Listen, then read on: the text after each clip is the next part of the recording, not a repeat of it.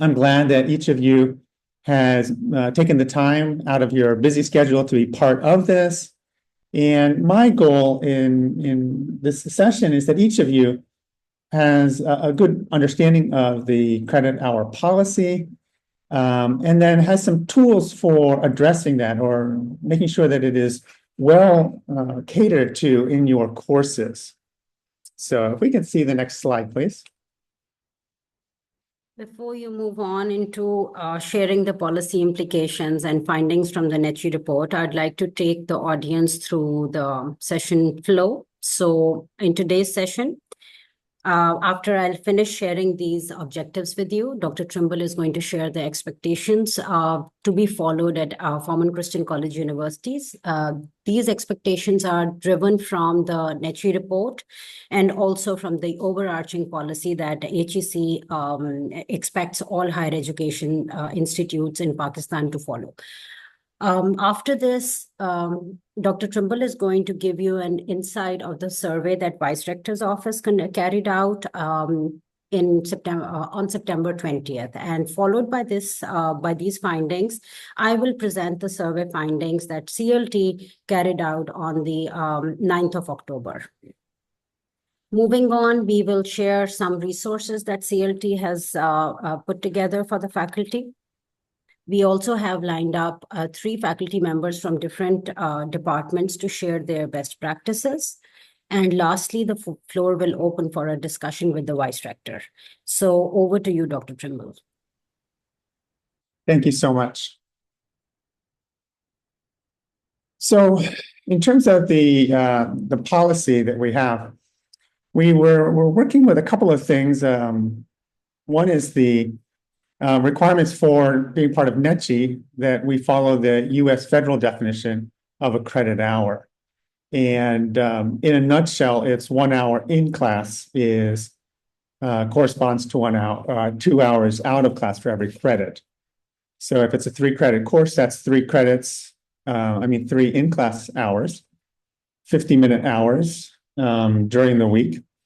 And then, 6 out-of-class hours doing something else to support the learning of the student.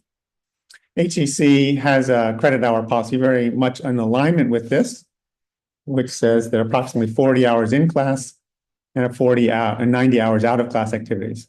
And so they're indicating that over then a full 15-week semester. So then at the 51st Academic Council on June 16 in 2023, we passed a consolidated policy that we would adhere to at the university for credit hours that was using the language of the U.S. federal definition of credit hour, as well as the HEC definition, in a way that it was complementary and fulfilling both of these. Next slide, please. In 2020, in March, we had the NECHE site visit team that was looking at our self-study. The self-study was produced, I guess it was, January of 2024. And the NECHE team came in March of 2024 to see whether we were fulfilling our, the things that we were claiming in the self-study, whether those were actually happening on ground.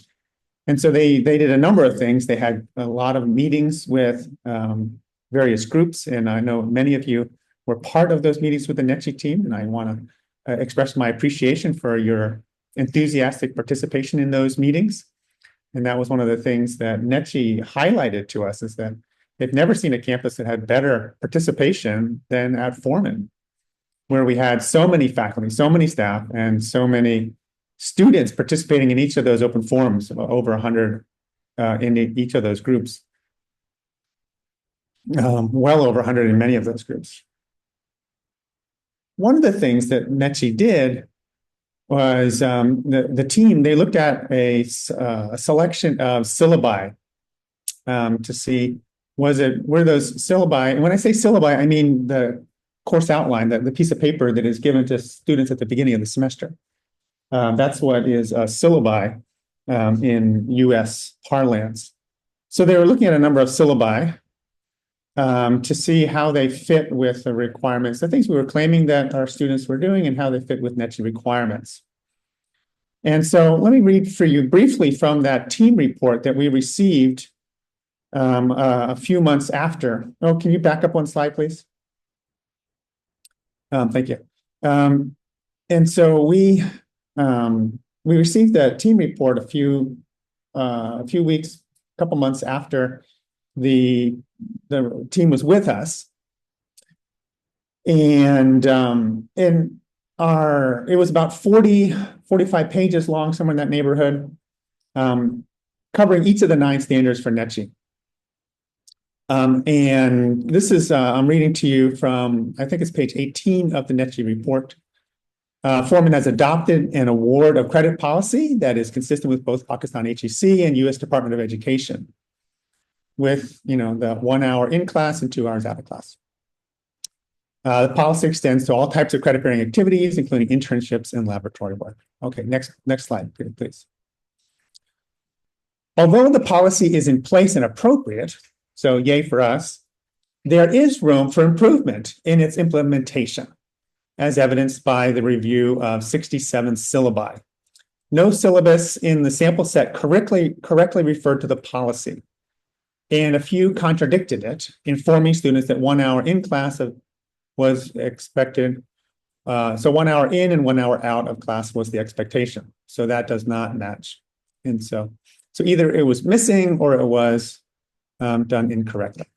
It was rare for syllabus to present required reading, assignments, and out of class work at a level of detail that would lead a reviewer to conclude that the out of class standard is being met. And so when the team was looking through the syllabi, they were like, well, even if they do have that policy, we don't have evidence that they're actually implementing it, right? That they're not actually requiring that.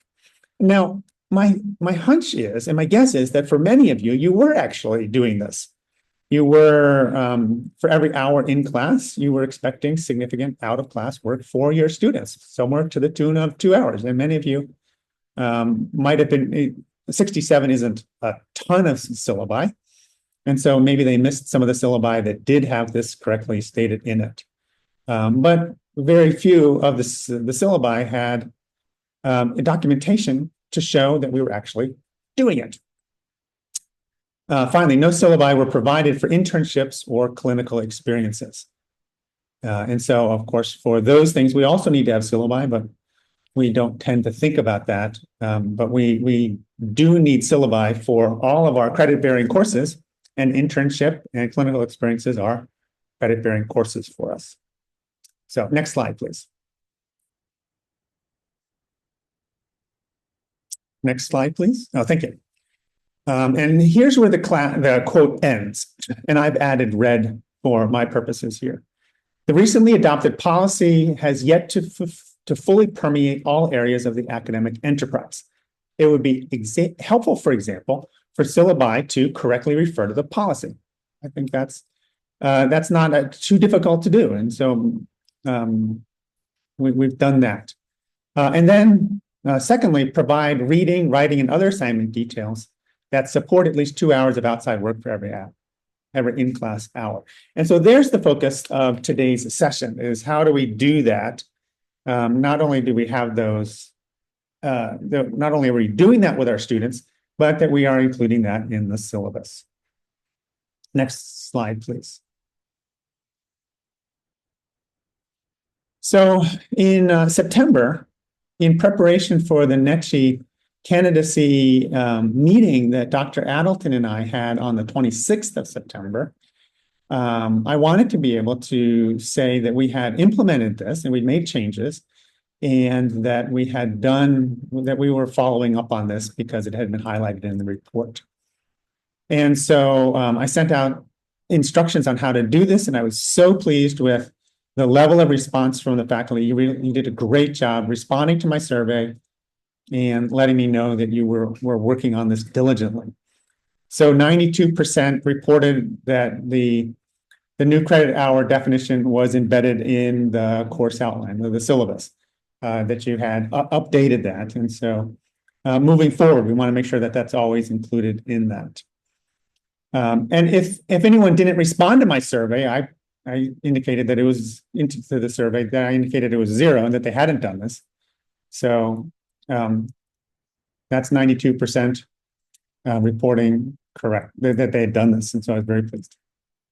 90% said that they had notified their students about this, so I was very pleased with that. 89% that courses and labs that include homework assignments within the syllabus and course outline that they had that you were actually implementing this and that you were actually doing this. And so so today's session is really supporting that third bullet point of the things that are being done and that can be done.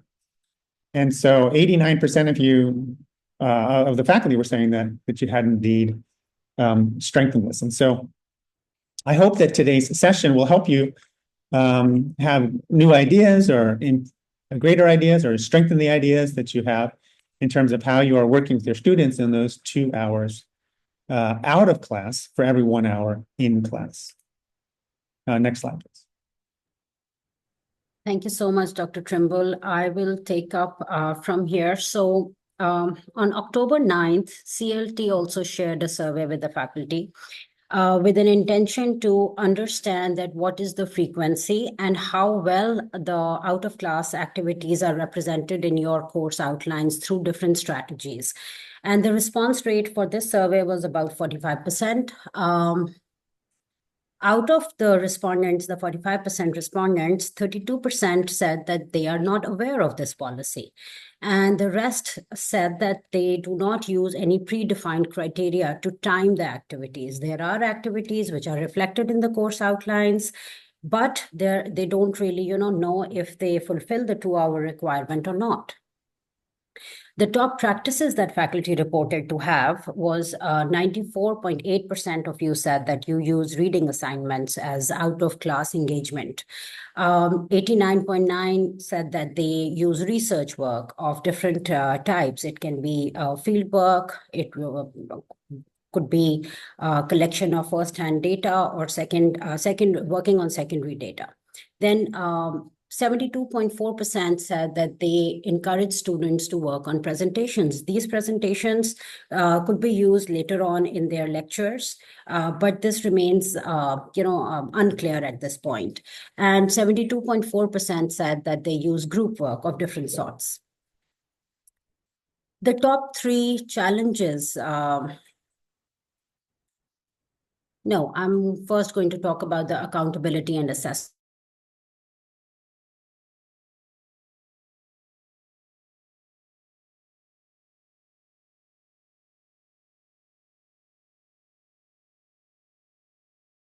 Because the out of class parameters to assess time, 82.8% said that there are no feedback required. They plan such kind of activities where there's no feedback required, and then do not strictly comply with expectations, which also indicate to the fact that perhaps there's no guided instruction provided to the students. The top 3 challenges that faculty face are students' motivation, students' time management, and calculation of out-of-class hours. So in response to these findings, CLT prepared a brief, which I'm going to show at a later stage in this presentation. But first of all, just to remind you that the attributes of out-of-class activities essentially should be, the out-of-class activities should be aligned with the learning objectives. These could be program learning objectives and also student learning objectives. There should be some scope of assessment and reflection. The out-of-class activities should not be left out loose, that the instructors are supposed to tie them to the in-class activities at some point, just to make sure that students are actively engaged in the out-of-class activities. They should cater to diverse student needs and contexts, and should not only be restricted to extension in reading materials. They should provide some sort of structured guidance to the students. Only then the expectations are set out clearly. And of course, there should be a focus on skill development. They should build on interdisciplinary opportunities for working for students. And lastly, they should significantly promote critical thinking, problem solving, skill application. These are the overall attributes of out-of-class activities, which I'm sure all of you are already familiar with. Just wanted to reinforce these.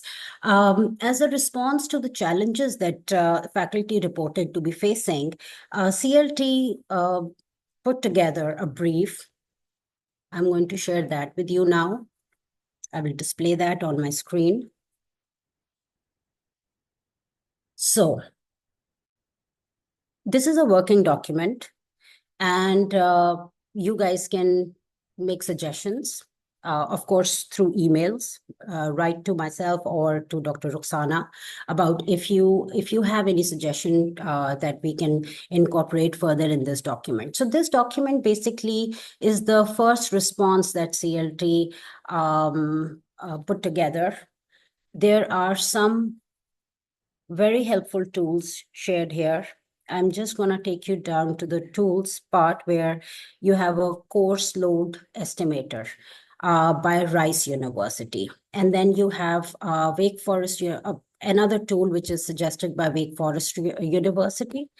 Then you have a list of different activities that you can borrow from. It varies from individual to group work. There are many resources integrated within this document, which gives you, a sample of such kind of activity and what sort of attributes this activity would include. Then you have field-based learning and service learning. I'm going to go back to my presentation.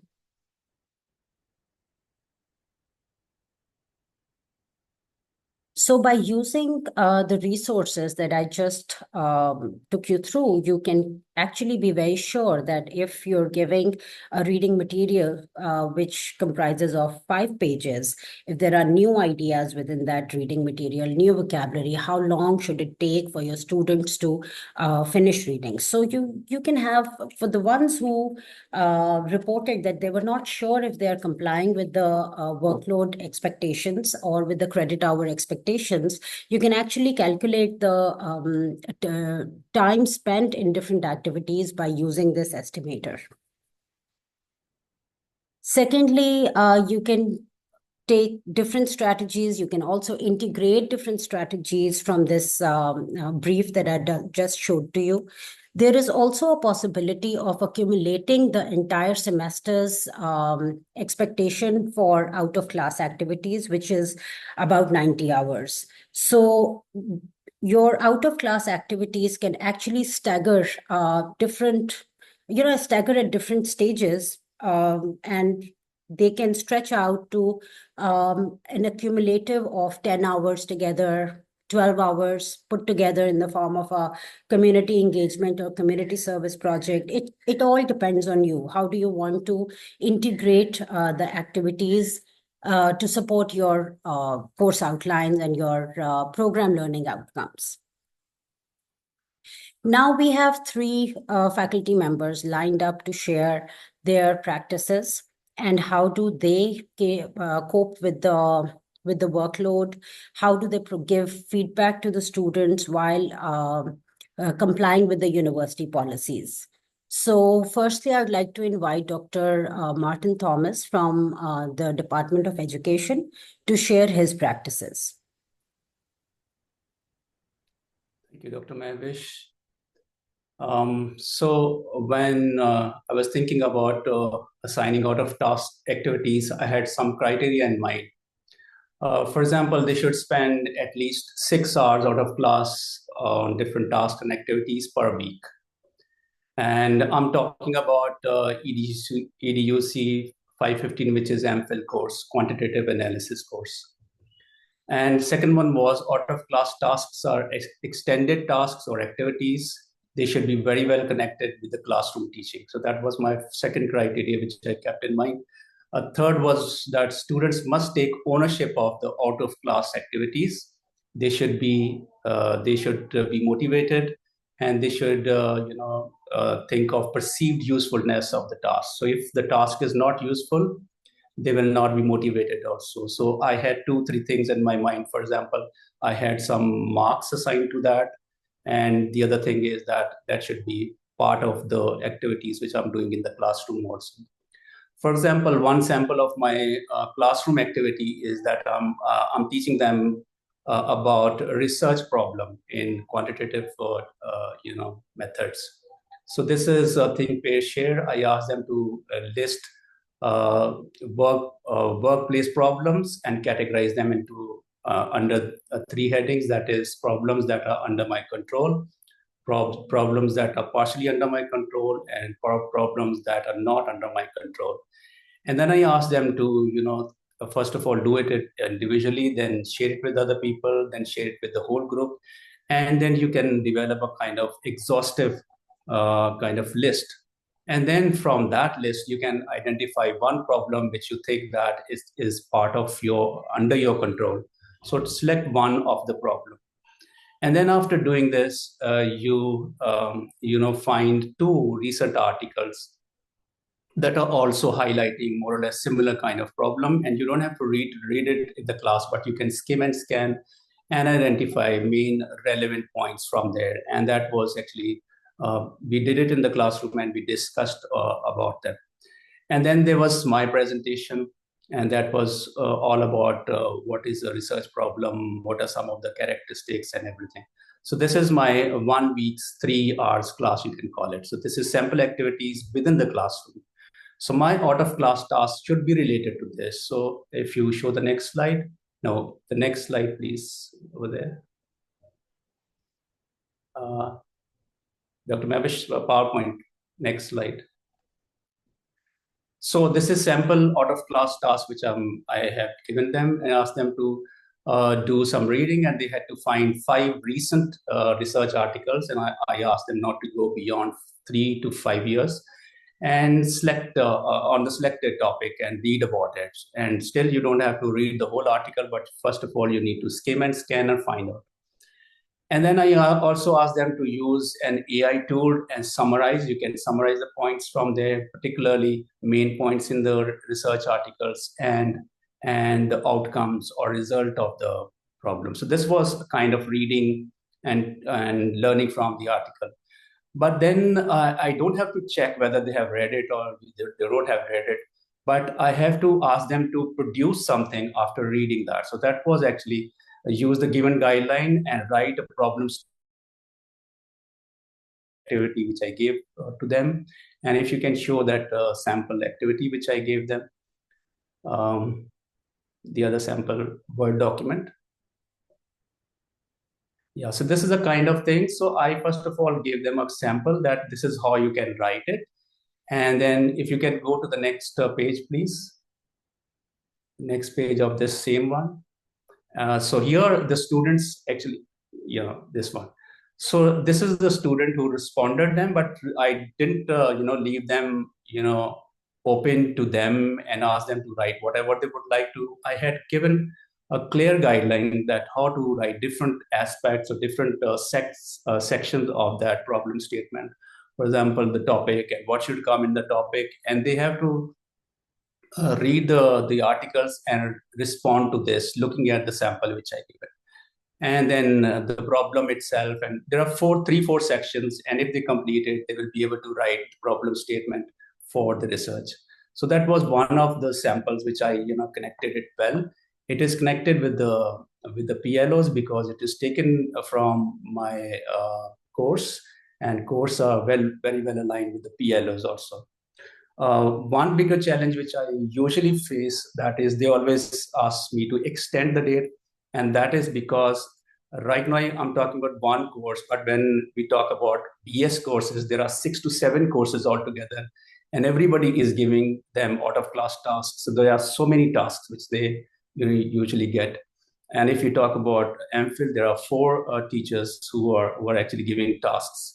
And sometimes I feel that teachers overemphasize by giving extra, which is not even connected with the courses. those kind of tasks will actually, result in overload for students. So that was a bigger challenge which I normally face, but otherwise, this is one of the samples which I can share. Thank you. Thank you so much, Dr. Martin. So the next faculty member who volunteered to present her findings, her practices actually, is Dr. Laiba Arshad from the pharmacy department, and she's presenting her practices.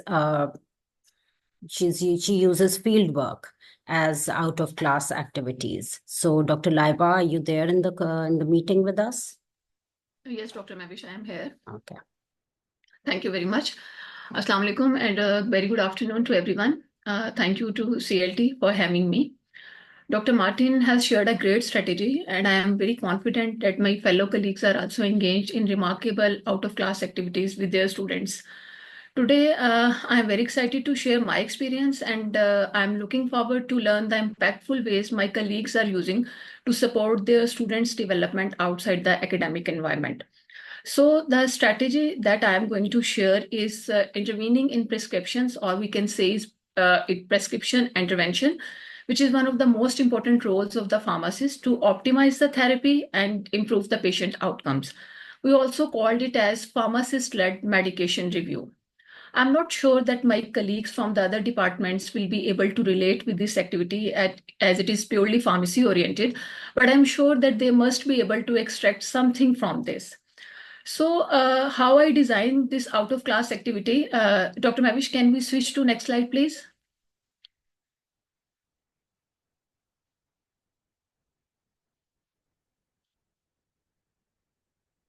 Dr. Mavish, thank you. Okay, so this is the design of my out-of-class activity. This document have all the detailed instructions, and it makes my expectations very clear for students, reducing the ambiguity and ensuring the consistency in their submission. So if you can see the document, I am asking the students that they have to visit the pharmacies, and they have to interact with the pharmacist, collecting the prescription medicines. When I'm asking them to identify the potential interventions, it means that I am asking them to identify that whether the medication is given according to the condition of the patient, whether the prescription have any drug-drug interactions, whether the prescription contains any drug contraindications, the medication is given according to in a proper dosage form, in the proper dose, in the proper frequency, and if not, what are the recommendations of the students, what the student will recommend about the patient adherence. All these things students will submit to me in a document form that I have already stated here, that what are my document requirements in a A4 size, time to New Romans and all that, and I have mentioned my submission deadline so that student feel accountable. So when the student will submit to me, then I will be having a group discussion with them. Dr. Mavish, we can go to back slide, please. So why I prefer this activity, or why I consider that this works for me, because this activity encourages the experiential learning by having students visit the pharmacies, analyze the real world prescriptions, and critically evaluate them. This not only, particularly this practical exposure connects the theoretical knowledge to their professional applications. And also students are able to develop the essential skills such as critical thinking when they are analyzing the prescription, and professional communication when they are dealing with the patients as well as the pharmacist, and they are understanding the medication safety, which is a fundamental for the pharmacist role. Above all, students enjoy this activity as they are dealing with the real life cases, and they can see the impact of their interventions, which enhances their understanding on the importance of their own profession, that is pharmacist involvement in the healthcare setup. Now, if I talk about my feedback and evaluation, how I give the feedback, if you have seen the document requirements are very specific, which makes it easier for me to assess whether the students have met the learning outcomes or not. And when I have one-to-one or group discussions in my office with the students, I used to ask them how they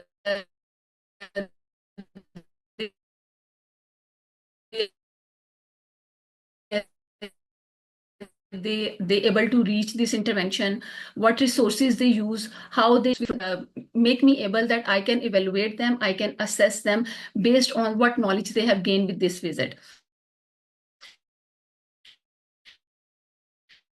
And if I talk about subject, that is pharmacology, and when the student goes through the prescriptions and made the interventions, he or she covers diverse drug classes and develop an understanding of the mechanism of drug interactions, patient safety, and adherence strategies, which is ultimately understanding of pharmacology and its applications. So challenges and their solutions. Yes, since this is a field visit, so sometimes we have to face so many challenges. For example, sometimes students come to me and they complain that they are facing problem in visiting the pharmacies. They are facing resistance from the pharmacy staff in collecting the prescription data. Sometimes they have time constraints as well. So in such scenarios, how I deal with it, I ask them to collect the mock prescriptions that they can easily get from online resources, or I provide them a case study. So they are easy to analyze the medication from that case study and give their interventions. Sometimes also I feel that when I am giving them group work, this might create a problem of uneven contribution of the work. Some students might not contribute equally, which leads to an imbalance in the effort and their learning. So to solve that problem, sometime I have to give up periodic check-ins to ensure the equitable participation in the group activities, as well as I can well realize that thing when I am having a group discussion with them. So I can easily identify how much students have participated in this activity. So that's all from my side. Thank you very much. We have one Thank you, Dr. question for you, Laiba. Dr. Laiba. Yeah. Go on. So Dr. Tariq is asking, how much marks do you allocate for this exercise? It depends on the activities that I am having in my subject for that particular semester. If I am having 3 to 4 activities, then I assign according to that, sometimes 5 marks, sometimes 10 marks. So there is no hard and fast rule for this activity based on the marks distribution. All right, Dr. Laiba, I also have a question. I want to ask you that what is the general idea that you have, or how do you assess the time duration that students spend if they're doing into the field, they're going to different pharmacies versus when they are doing a case study using remote resources? Dr. Mahvish, actually, I can understand your question. When they are visiting the pharmacies, it definitely taking the more time comparatively to when they are doing it remotely. So if I estimate, usually when this credit hour definition comes to us and we have to calculate particular time that we are dedicating to these activities. So my rough calculation is a student if engages 2 hours in this activity per week, and he visit the pharmacy, he or she can complete this activity. And if remotely, I think still 2 hours are sufficient for a student per week to complete this activity. All right. Thank you so much. We'll take more questions for Dr. Laiba during the discussion segment. So moving on to our third volunteer, Dr. Zamurrad Awan from the Political Science Department. I'd like to ask her to please take the audience through her practices. Dr. Zamurrad, are you here in the meeting with us? Yes, I am. Okay, thank you. Over to you. Okay, thank you so much. Actually, whenever we start a class, we teach students, we have a group discussion, we have a lecture, students take notes and then they forget it. So my purpose is that they do not forget those taken notes and they get maximum benefit out of it. For this, before starting and giving them a forum activity on Moodle, I have just shared this very common practice that the retention time of the mind is very short. So for that reason, whatever they have written in the notes, they have to make a paragraph out of it, and that would only be possible if they will do immediately after the class or maybe before the day ends. Like 11 p.m., I have usually given them a time to submit the forum. And that is based on the questions which I already shared with them before starting the class. And I encourage them that they have 1 hour of their reading before coming into the class so that they could understand how they have to answer those questions and how they have to get and find the answer from the class discussion and from the lectures. And I have noticed when I give them questions beforehand, then they are well equipped, they are well prepared for that. And when they come into the class, they are actually listening and finding the answers. In that way, their presence in the class is interactive. They are very much there. They have to be, otherwise they will not be able to answer the forum. And I paste the forum later on immediately after the class and give them a time to submit it within a day of that day. 11 p.m. is the deadline, that is for sure. Because after that day, they cannot remember whatever they have learned in the class. So that is my explanation to them before giving them any forum kind of activity. And the purpose is that their focus should not be on the AI, any tool. They can use those tools, but those tools only work effectively if they understand what concept has been taught to them in the class. So first they understand it, they make their note, they expand it through the reading, through the provided lecture, and then they, based on it, they submit their forum. The interesting thing is, which you can see on the screen, it is just the purpose of the activity is that they only look at the lectures and they understand they have to be present throughout being there.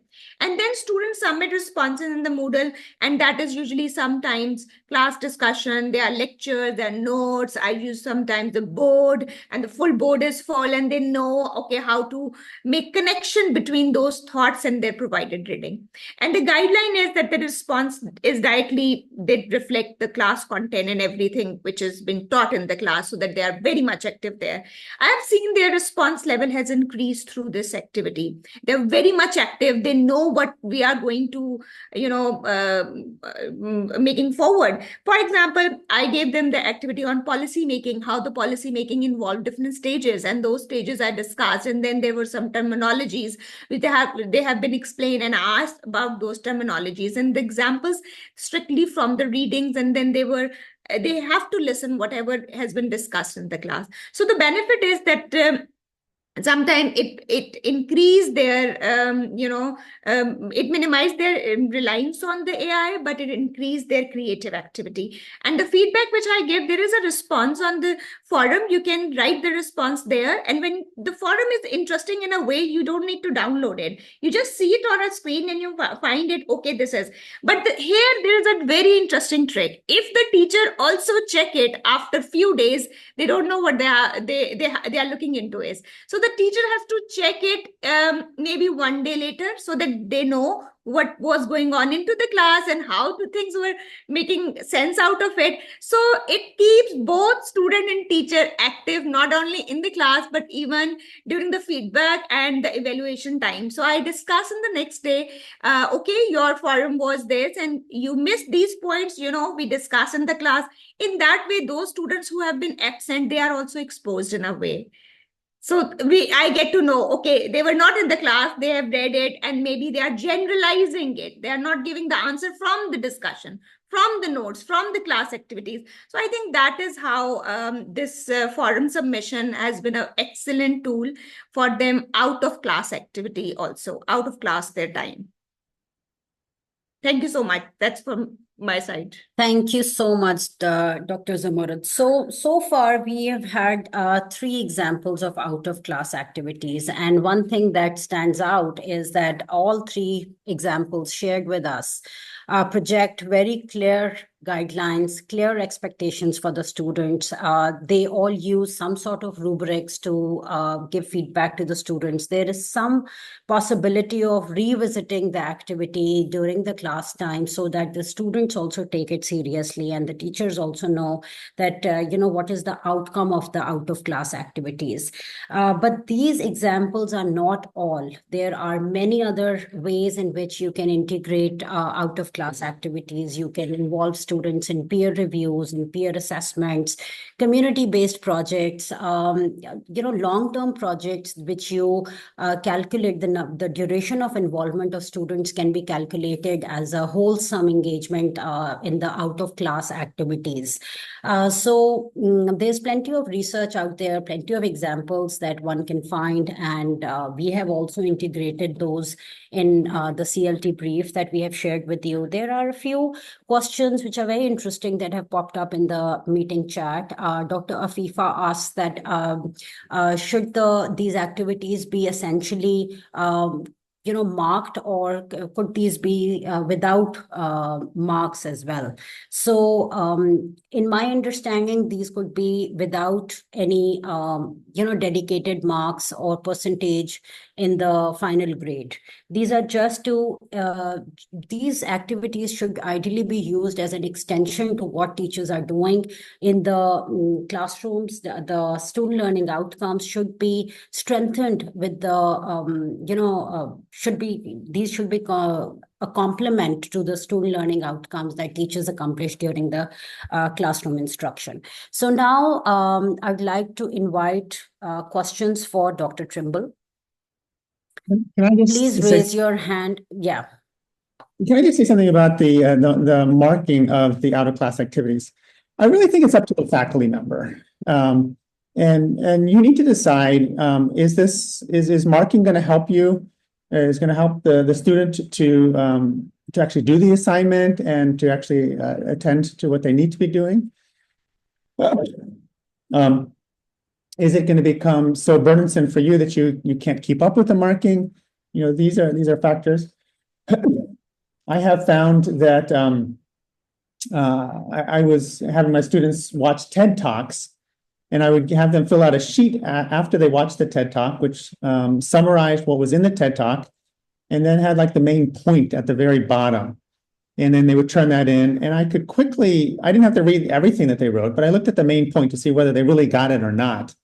And I was able to quickly give them some marks, and that gave them some incentive to keep up with it. They knew, even if it was not a huge number of points, just having some points, I have found, is enough to keep students motivated and moving along.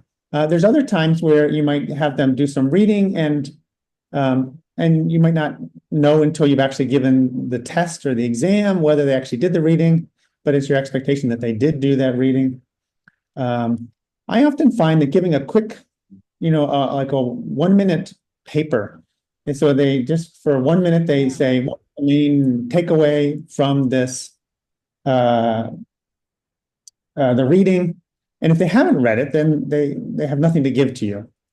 Or I might have one question in there that was like, the author talked about such and such, and something really obvious that if you did the reading, you would be, you would just kill it. It'd be so easy for the student. But if they didn't read it, it wasn't something that was intuitive or that they could guess. And then you could quickly just assess. That way, you're giving them some accountability to keep up with the work. I know that when I was a student, if my faculty member didn't give me anything the next day, or I wasn't anticipating any sort of a feedback on it, I became very lazy, and I would pay attention to the things that I really had to do for the professors who were going to do something on that next day. And so having something, even if it's a small number of points, and usually you would think that if there's like lots of points in a class, and then like the assignment is just 1 or 2 points when they came into class, that students might just ignore it. I have found the opposite, that actually like students don't pay attention to how many, they're not making a mental calculation of how many points it is, but even if there's a few points, then it really helps students to stay accountable to that. Absolutely. I think revisiting these activities and then, joining them with the in-class activities is absolutely important, because students are very sharp in identifying teachers who don't revisit what they ask the students to do. And in that case, all that activity becomes redundant. So if you have any questions for Dr. Trimble, please feel free to type in the chat option, or simply raise your hand. We will unmute you and you can interact with the vice rector.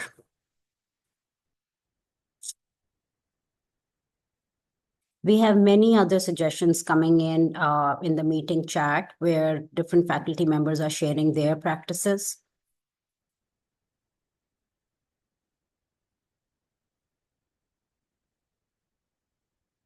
Dr. Roxana, would you like to add something to this conversation? I think having Dr. Trimble with us has really reinforced what we been wanting to do through our brief. And I'm very happy to note that the brief has been appreciated. And as I said, it's a draft in progress. We will be adding your best practices alongside the brief as another document with the names of our faculty. So please feel free to send in your best practices regarding, and we'll compile a whole list that others can view. To Dr. Trimble's comment about the YouTube, I just stated that now you can put it in an AI if it's out of classwork and ask it to summarize. But then they will have done the work and they would have understood some of it, but the time calculation would perhaps have to change. That's another concept that perhaps we'll have to learn to deal with as we move along. We have used AI as help in doing homework assignments, and please do go through that. And there is also in our brief a link to the Mollick's article on the homework apocalypse. And I think that's worth a read and very exciting. And I would urge you to go through that. Thank you so much, Mavish, and thank you so much, Dr. Trimble. But I do see a few hands. If you could address them, Mavish. Thank you. Sure. Thank you so much, Dr. Roxana. So, Dr. Hira Khalid, if you could please unmute your mic. Yeah, can you hear me? Sure, yeah. Yeah, so good afternoon, everybody, and thank you, Dr. Trimble and all speakers who have shared their practices. So firstly, I wanted to add, as I am teaching the course of structure and function of biomolecule. So just for an example that I was teaching the mode of action of enzymes. So I gave them the different factors once I have instructed that these are the different factors, for example, the pH, the temperature, which affect the regulation of the enzymes and their mode of action. So then I ask them to put the numerical values and they plot the graph and what is the shape of that curve. And then to compare these, when I have assigned them that you have to plot this curve on the Microsoft Excel and any of the Prism, you can say the GraphPad or any AI tool, so you can compare these things. So this was the one class activity. They were doing that on the chart papers and then examine.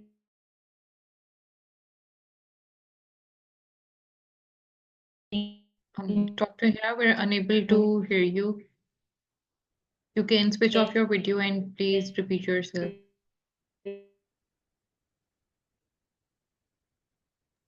I think she's having Are you internet able issues. to hear me now? Yeah. Yeah.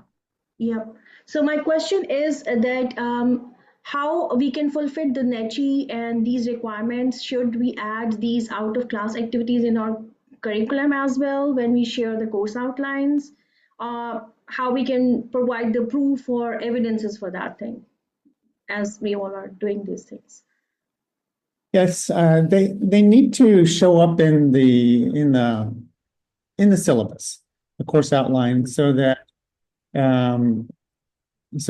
somebody who's looking at it can see, oh, these students are going to be in class these days and talking about these things, but they have these number of homework assignments or out of class activities or readings that the faculty has planned before the semester begins, that these things are going to be done.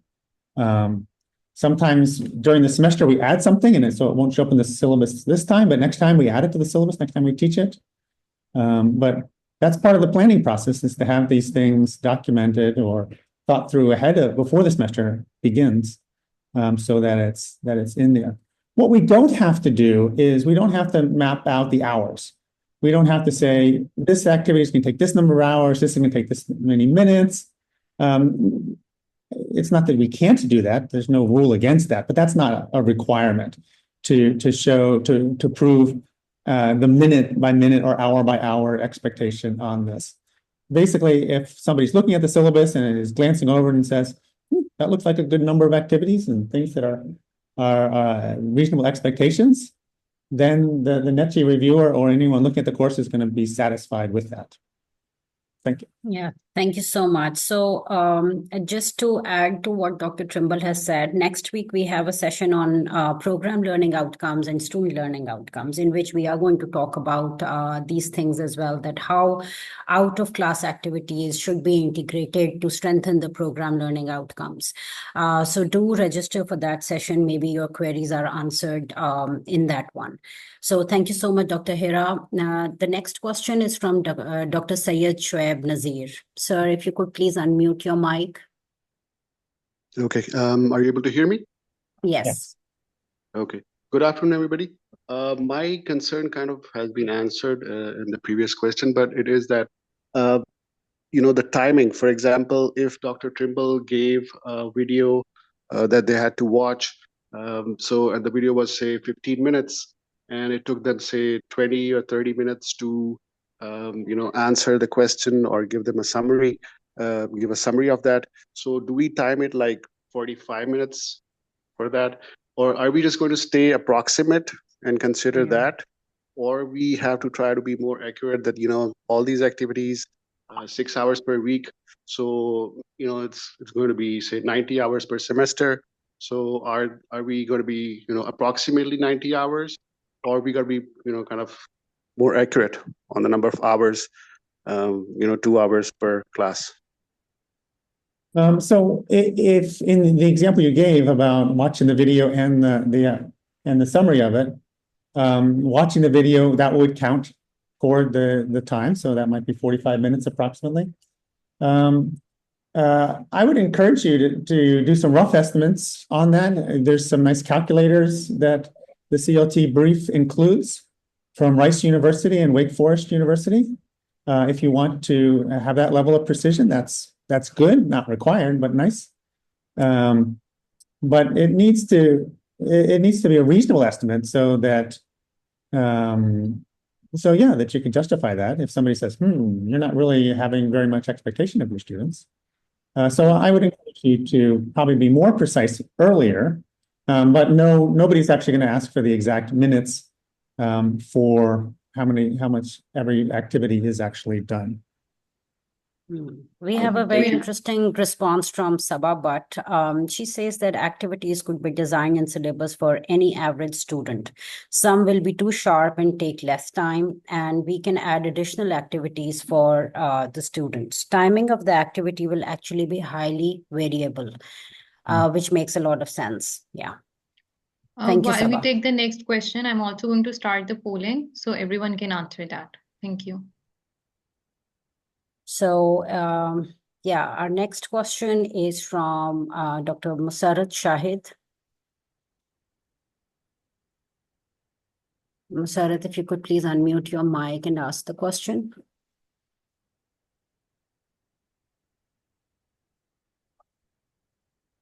You can't. Okay, while you try and manage to do that, we'll move on to Dr. Tariq Hamid. Dr. Tariq, can you unmute your? Yes, good. Thank you for an interesting session. It has clarified a lot. My question is, for instance, the course is designed in such a way that that course demands, for instance, 35% of the course demand out-of-class activities. Will doing this will squeeze the 16 or 15 weeks of in-class instructions?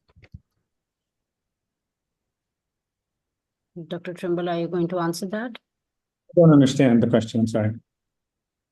Actually, my question was, for instance, the course has been designed in such a way that it contains, for instance, 30% of out-of-class activities.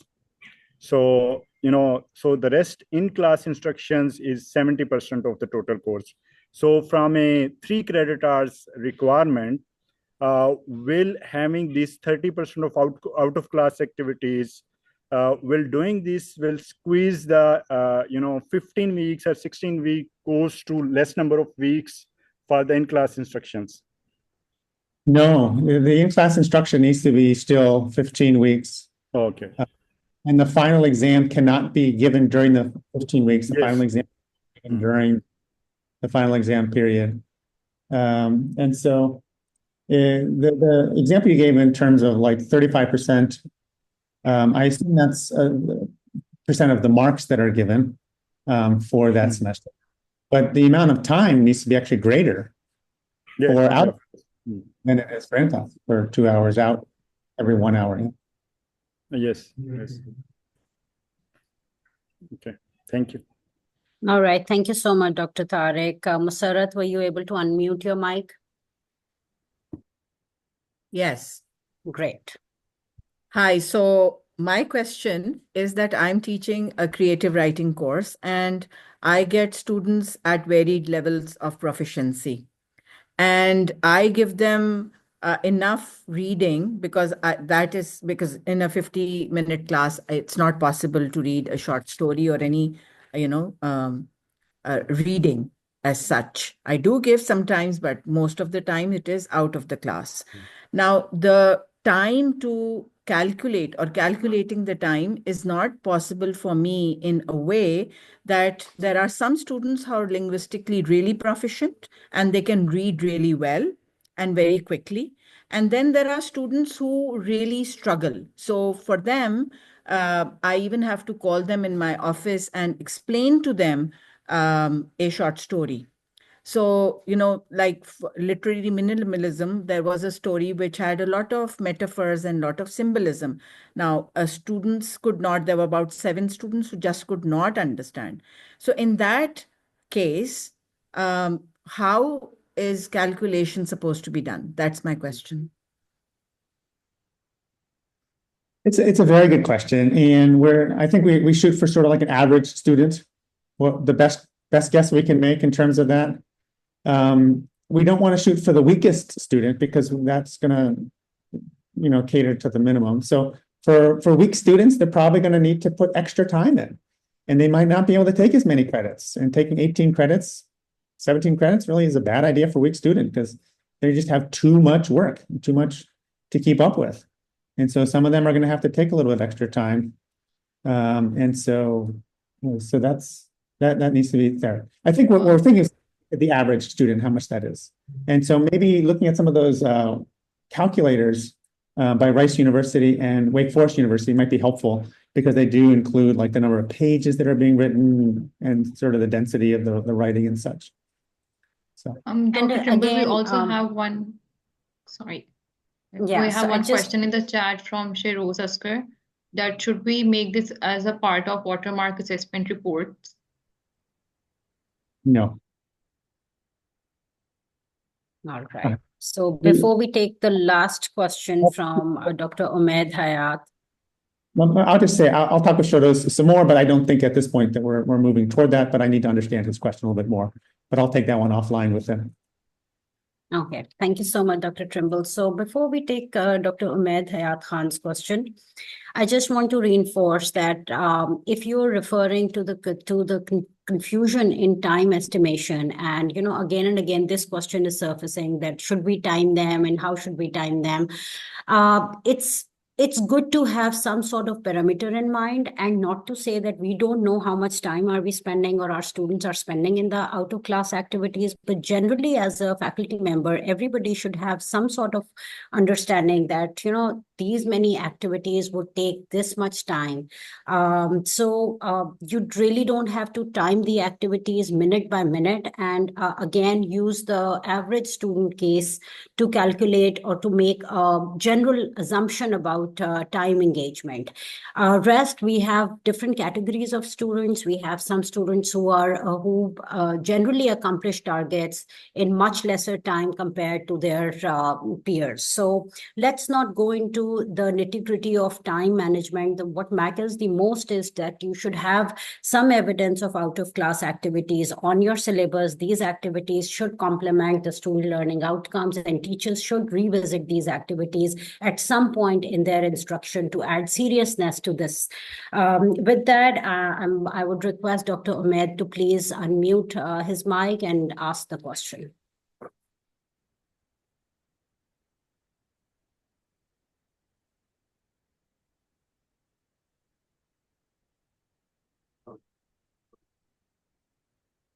Umaid, are you able to unmute your mic? Yeah, Can you hear great. me? Yes. All right. First of all, thank you. It's a great session, and there is a lot to learn in every session. By the way, you have already answered my question that was related to time engagement. Again, I was actually thinking about how stringent is the criteria regarding the 2-hour out-of-class activity, because our pharmacy students are very much engaged throughout their day. They sometimes have 4 up to 5 classes per day even, and that would make up around, if you multiply it with 2, you get 10 hours of out-of-class assignment if every subject, if every course has to assign them. So that was actually my question. So if you want to comment on that, how stringent is the criteria? I think you partially have answered that question already. Yeah, we need to maintain the integrity of our credit hour for all of our programs, especially challenging for pharmacy with so many credits. And so, but it is something that needs to be maintained, not to the minute, but in spirit and in practice. Thank you. So thank you so much. I would like to invite Dr. Ruxana to please close the session and say the last few thoughts. I didn't want to close the session. I just have a request to Dr. Trimble. If you start joining in our sessions, sir, we will break all previous records of participation. What a good motivation. We have over 150 throughout. Some have left for classes. Thank you so much. But I do 75. 75. I'm just so pleased that so many people participated in this, and hopefully it was beneficial. Yeah. Good. I do see, sir, that there is one neutral and one dissatisfied.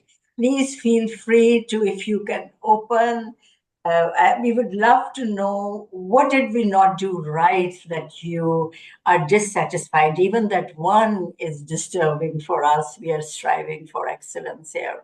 And so the neutral as well would love to know if you could unmute and tell us, no offense meant anywhere, but just a good way that we could improve. If you want to send us an independent opinion, please do so. Next time we'll be more mindful and make sure all of you go away satisfied. Thank you so much again. Thank you, Dr. Mavish. Thank you so much. And Ifra, it's great to see you both again on the thing, conducting the session. What a delight. Thank you so much. Thank you to Thank you, everyone. everyone.